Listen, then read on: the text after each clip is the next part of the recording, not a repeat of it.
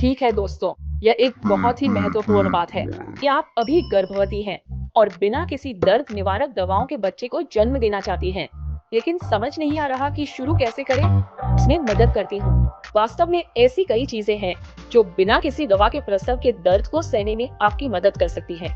लेकिन सच तो यह है, प्रसव में दर्द होता है और अगर कोई और कुछ कहे तो वह झूठ है। पर क्या हम इसे बेहतर बना सकते हैं? हाँ, बिल्कुल। मेरा नाम टीना भी है। मैं लेबर और डिलीवरी में हूँ।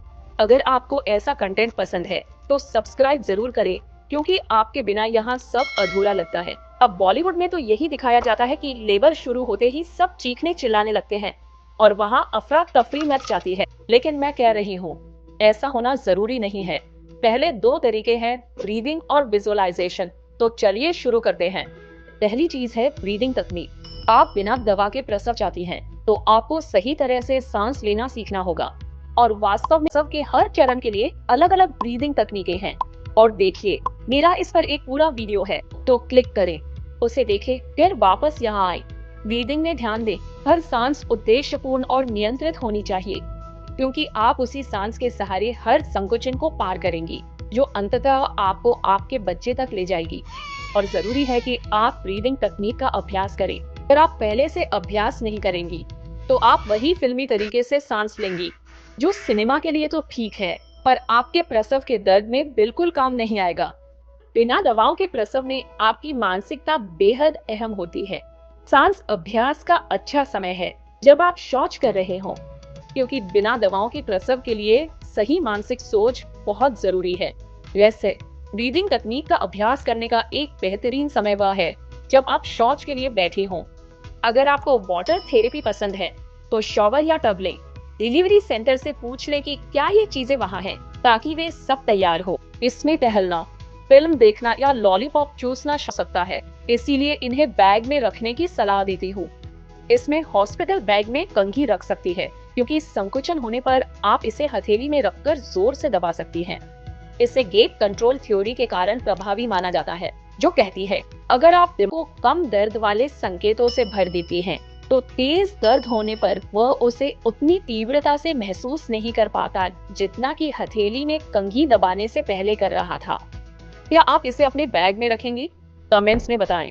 अगला तरीका है मूवमेंट। हम जानते हैं कि लेबर के दौरान हिलते डुलते रहना बहुत अच्छा है, लेकिन क्या आपको पता है कि मूवमेंट दर्द को नियंत्रित कर सकता है? असल में बात यह है कि लेबर में हिलने डुलने से आप अपने पेल्विस के एंगल्स बदल रही होती हैं।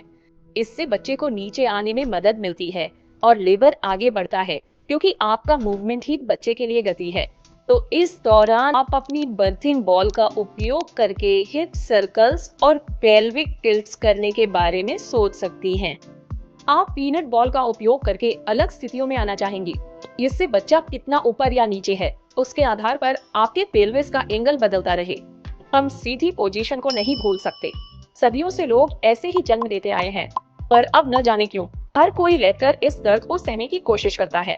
अगर हम लेबर पेन कम करने के लिए शरीर की मूवमेंट और ग्रेविटी का इस्तेमाल करें, मुझे एक बहुत ही शानदार प्रोडक्ट मिला है। इसे बर्थ स्लिंग कहते हैं।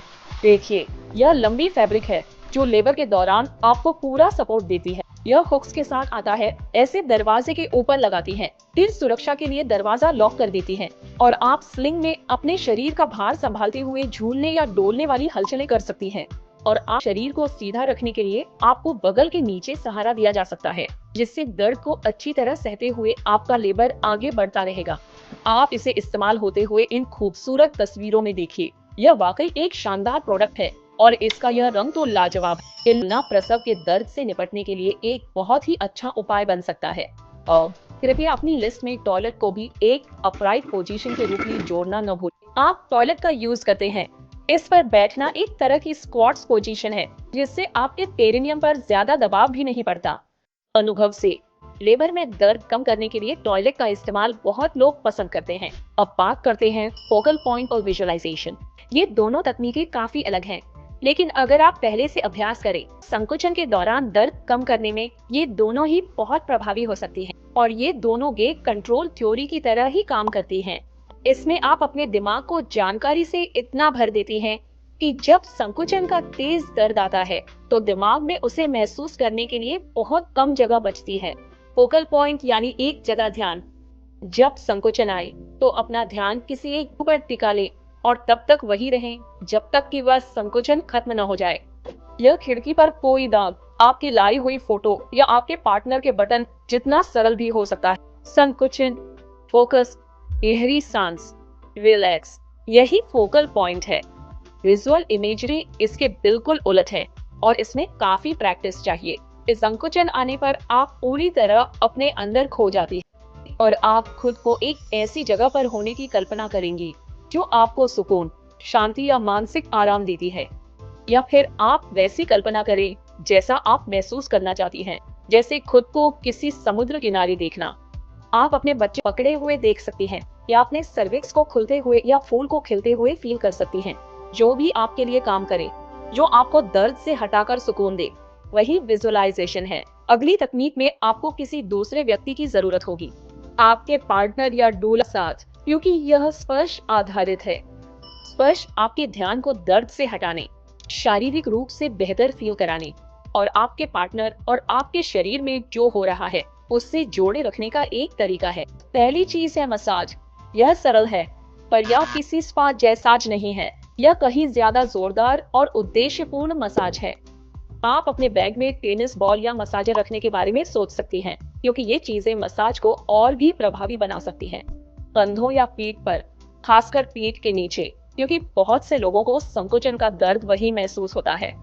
पीठ के निचले हिस्से के दर्द में मेरी सबसे पसंदीदा चीज बहुत काम आती है, काउंटर प्रेशर। डिंग डिंग डिंग। अगर इस वीडियो से कोई एक चीज चाहिए तो कृपया यह हो कि संकुचन के दौरान आपके दर्द को कम करने के लिए काउंटर प्रेशर बहुत ही प्रभावी होता है। कभी ऐसा नहीं हुआ कि काउंटर प्रेशर दे रही हो और उसने मना किया हो। हमेशा यही सुनने को मिलता है कि यह बहुत अच्छा लग रहा है या प्लीज करते रहिए। तो काउंटर प्रेशर देने के कई तरीके हैं। अगर आप इस पर वीडियो चाहती हैं तो मुझे बताएं, पर इसका प्रभावी होना जरूरी है। अपनी हथेलियों के सख्त हिस्से या मुट्ठियों का यूज करें और पीठ के निचले हिस्से की हड्डियों पर मजबूती से दबाव डालें। जैसे ही संकुचन शुरू हो, दबाव देना शुरू करें और संकुचन खत्म होते ही धीरे कम कर दें। जब आप ऐसा करती हैं, तो आप हड्डियों पर दबाव डालती हैं, जिससे गर्भाशय के लिगामेंट्स का तनाव कम हो जाता है और यह बहुत असरदार है। यह चीज आपकी बिना दवा वाली डिलीवरी के अनुभव को बदल सकती है, पर इसके लिए एक समर्पित और मददगार पार्टनर की जरूरत है। आपको जानकर हैरानी होगी कि कई डिलीवरी के समय साथ तो होते हैं, पर वे मददगार होने के बजाय बिल्कुल विपरीत साबित होते हैं। और मेरी बात मानिए, जब आप बिना दवा के प्रसव कर रही हो, तो आपको किसी ऐसे व्यक्ति की जरूरत है जो सक्रिय रूप से आपका साथ दे, क्योंकि आपके सफर के कुछ शारीरिक और मानसिक दोनों बहुत कठिन होने वाले हैं। तो आपको ऐसे लोगों की जरूरत है जो आपके लिए वहां हो, न कि सिर्फ गेम खेलने, मैसेज करने या सोशल मीडिया चलाने के लिए। अपनी प्रसव के लिए सपोर्ट करने वाले लोगों को बहुत ही समझदारी से चुनें। सपोर्ट के लिए, अगर संभव हो, तो आप एक दूल्हा लाने पर भी विचार कर सकती हैं, खासकर वैसी दूल्हा जो बिना दवा वाली डिलीवरी में अनुभवी हो, क्योंकि वे मदद कर सकते हैं, सक्रिय रह सकते हैं, आपकी बात रख सकते हैं और उनके पास ऐसे कई तरीके होते हैं जो हर संकुचन को आसान बनाकर आप आपके बच्चे के करीब ले जाते हैं। एक बेहतरीन तकनीक है जो बिना दवा वाली डिलीवरी में काफी लोकप्रिय हो रही है, इसे टेंस मशीन कहते हैं। यह छोटी मशीन दर्द कम करने के लिए शरीर के खास हिस्सों में बिजली भेजती है। यह आमतौर पर पीठ के नीचे होती है, पर इसे कंधों पर भी इस्तेमाल कर सकते हैं। यह ठीक गेट कंट्रोल थ्योरी की तरह काम करती है।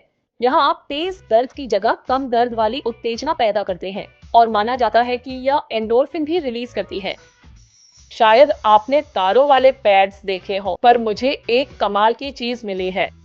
इसे ऑल इन वन पॉकेट कहते हैं, जो असल में एक छोटा और compact all in one machine है। तो आप इसे ले सकते हैं और अपने हॉस्पिटल बैग में रखें अगर आप लेबर के दौरान दर्द कम करने के लिए टेंस थेरेपी का यूज करें।